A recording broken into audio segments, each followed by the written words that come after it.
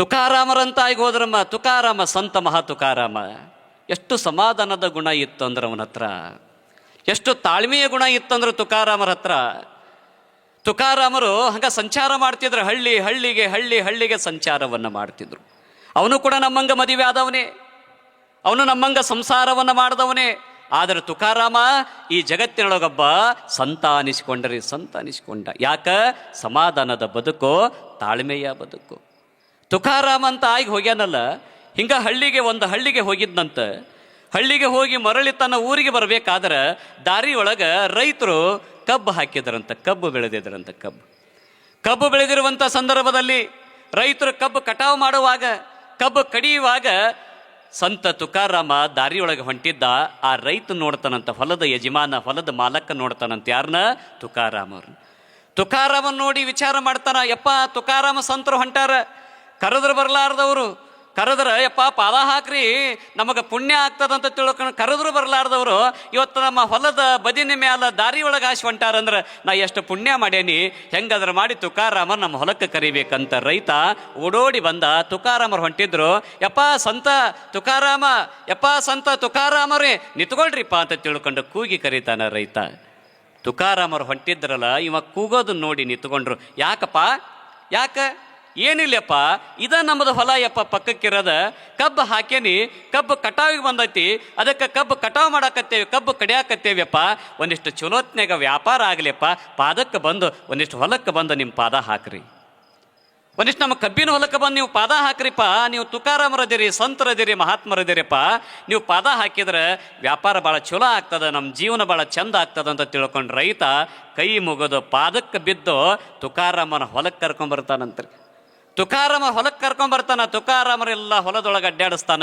ಯಪ್ಪ ಇಲ್ಲಿ ಹಸ್ತಾ ಇಡ್ರಿಪ್ಪ, ಈ ಕಬ್ಬಿನ ಮ್ಯಾಗ ಹಸ್ತಾ ಇಡ್ರಿಪ್ಪ, ಚಲೋ ವ್ಯಾಪಾರ ಆಗ್ತದ, ಚಲೋ ಬೆಲೆ ಸಿಗ್ತದೆಯಪ್ಪ ನೀವು ಹಸ್ತಾ ಇಟ್ರಂತ ತಿಳ್ಕೊಂಡು ತುಕಾರಾಮರ ಕಡೆಯಿಂದ ಕಬ್ಬು ಕಟಾವಾಗಿತ್ತಲ್ರಿ, ಆ ಕಬ್ಬಿನ ಮ್ಯಾಗ ಹಿಂಗೆ ಹಸ್ತಾ ಇಡಿಸಿದ್ರು.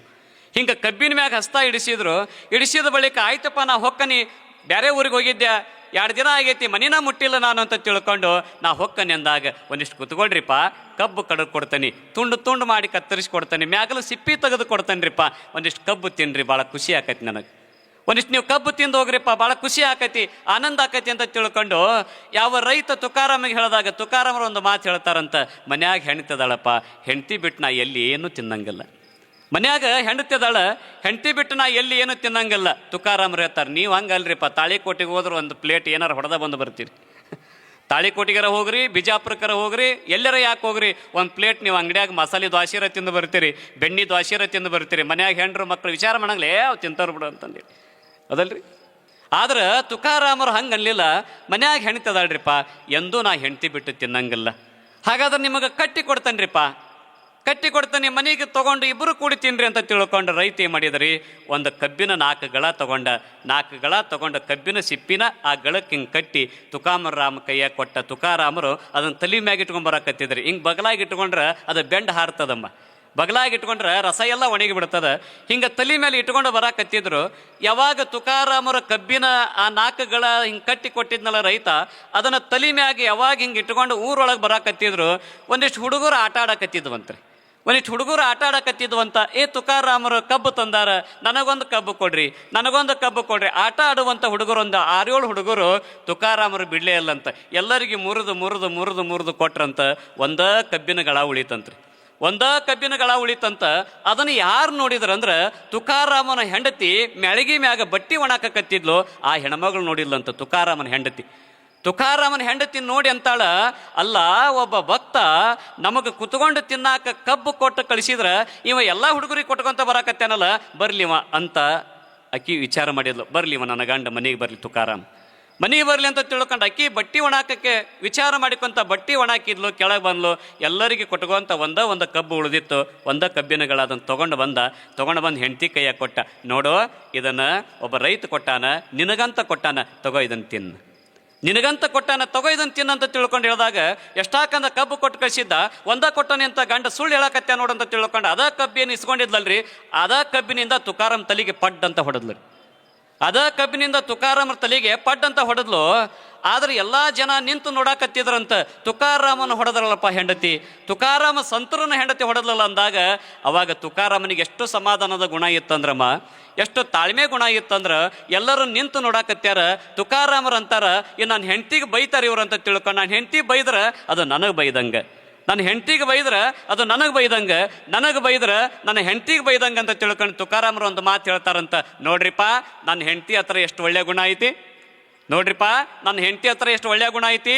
ಒಂದ ಕಬ್ಬು ನಾವು ಒಬ್ಬನ ತಿನ್ನೋದು ಬೇಡ, ಒಬ್ಬಕ್ಕೆ ತಿನ್ನೋದು ಬೇಡ, ನನ್ನ ಗಂಡನ ತಿನ್ಲಿ ಅಂತ ತಿಳ್ಕೊಂಡು ನನ್ನ ತಲೆಗೆ ಹೊಡೆದನ್ನ 2 ಭಾಗ ಮಾಡ್ಯಾಳ ನೋಡ್ರಿ, ನನಗೊಂದು ಭಾಗ ನನ್ನ ಹೆಂಡತಿಗೊಂದು ಭಾಗ. ಎಷ್ಟು ನನ್ನ ಹೆಂಡತಿ ಹತ್ರ ಒಳ್ಳೆ ಗುಣ ಐತಿ ಅಂತ ತುಕಾರಾಮರಂದ್ರಂತಮ್ಮ. ಭಗ್ನ ತುಕಾರಾಮರಿಗೆ ಸಮಾಧಾನದ ಗುಣ ಇರಲಿಲ್ಲ ಅಂದಿದ್ರ, ತುಕಾರಾಮರಿಗೆ ತಾಳ್ಮೆ ಗುಣ ಇರಲಿಲ್ಲ ಅಂದಿದ್ರ, ಕಪಾಳಕ್ಕೆ ಎಲ್ಲರ ಮಧ್ಯದೊಳಗ ತುಕಾರಾಮರು ತನ್ನ ಹೆಂಡತಿಗೆ ಹೊಡೆದಿದ್ದೆ ಅಂದ್ರೆ ಇವತ್ತ ಜಗತ್ತಿನೊಳಗ ಸಂತ ತುಕಾರಾಮ ಆಗ್ತಿದ್ದಿಲ್ಲವ. ಇವತ್ತ ಜಗತ್ತಿನೊಳಗ ಸಂತ ತುಕಾರಾಮ ಆಗ್ತಿದ್ದಿಲ್ಲ. ಯಾಕೆ ಇವತ್ತ ಜಗತ್ತಿನೊಳಗ ಸಂತ ತುಕಾರಾಮ ಆದ್ನಂದ್ರ ಅವನಲ್ಲಿರ್ತಕ್ಕಂಥ ಸಮಾಧಾನದ ಗುಣ, ಅವನಲ್ಲಿರ್ತಕ್ಕಂಥ ತಾಳ್ಮೆ ಗುಣ ಇವತ್ತ ಅವನನ್ನ ಸಂತನನಾಗಿ ಮಾಡ್ತದಂತ. ಅದಕ್ಕೆ ಇವತ್ತು ಸಂಸಾರದ ಬದುಕ ಇರಬಹುದು, ಇವತ್ತ ನಮ್ಮ ತಂದೆ ತಾಯಿ ಮಕ್ಕಳದ ಬದುಕ ಇರಬಹುದು, ಇವತ್ತ ಅಣ್ಣ ತಮ್ಮಂದಿರ ಬದುಕ ಇರಬಹುದು. ಅದು ಹೆಂಗಿರ್ಬೇಕಂದ್ರೆ ಸಮಾಧಾನದ ಬದುಕಿರಬೇಕು, ತಾಳ್ಮೆಯ ಬದುಕಿರಬೇಕು.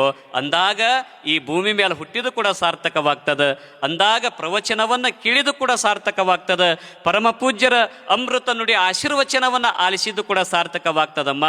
ಅದಕ್ಕೆ ನಾವೆಲ್ಲರ ಬದುಕು ಹೆಂಗಿರ್ಬೇಕಂದ್ರೆ ಸಮಾಧಾನದ ಬದುಕು, ತಾಳ್ಮೆಯ ಬದುಕು ಮಾಡಿದ್ರೆ ಇವತ್ತು ನಾವು ದೇವರಾಗೋದು ಬೇಡ, ನಾವು ಇವತ್ತು ಸಂತರಾಗೋದು ಬೇಡ, ಒಳ್ಳೆಯ ಗುರುವಿನ ಮಕ್ಕಳಾದರೂ ಸಾಕು, ಒಳ್ಳೆಯ ಗುರುವಿನ ಭಕ್ತರಾದರೂ ಸಾಕು, ಒಳ್ಳೆಯ ಗುರುವಿನ ಶಿಷ್ಯರಾದರೂ ಸಾಕು.